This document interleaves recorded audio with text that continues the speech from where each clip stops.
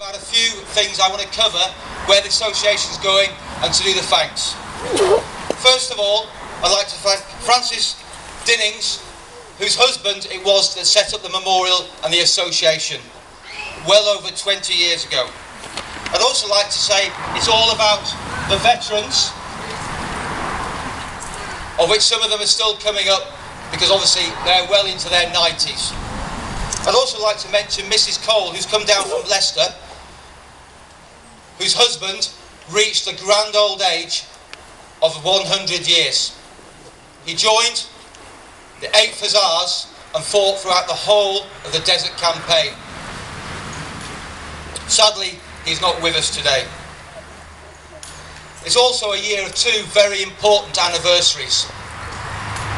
It's the 100th year of the anniversary of the First World War. Why is this so important? Well, the First World War helped to cause, sadly, the Second World War. But it was also the year of the great victories of the Allies that decided and used armour to develop the all-arms battle group as we have today. And you will see an example of a headquarters in 207 Signal Squadron. It is also the 80th anniversary of the formation of the Desert Rats in 1938 in the sands of Egypt. It was called the Cairo Cavalry Brigade.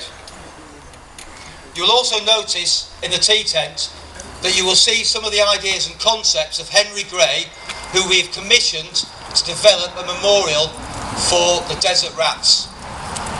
We've kept it simple, so we can't have the problems of cap badges and precedents, and it's to incorporate all those soldiers, male or female, including the Desert Air Force, that gave their lives or fought in the desert and went from the desert through Tunis, Sicily, Italy, and many of them fought in also Burma and the north of Europe.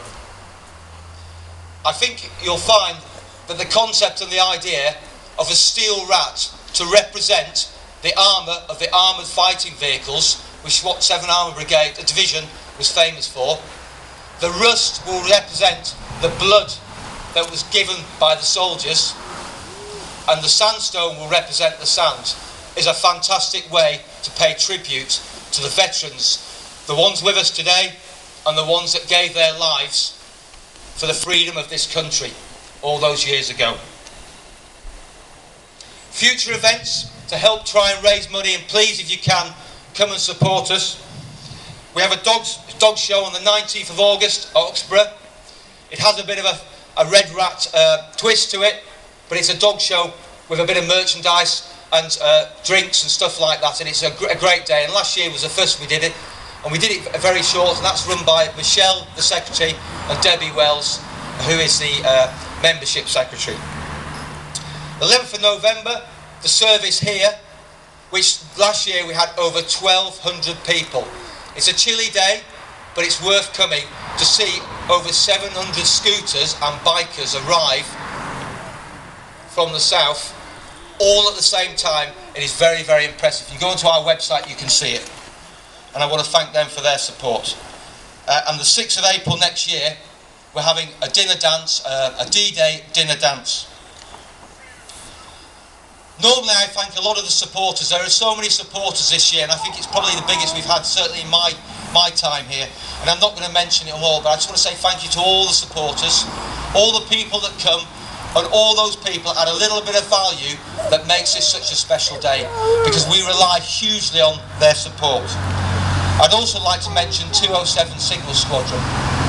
207 Signal Squadron is the heart of the 7th Armoured Division and then the brigade, and want to reaffirm their link with the Desert Rats.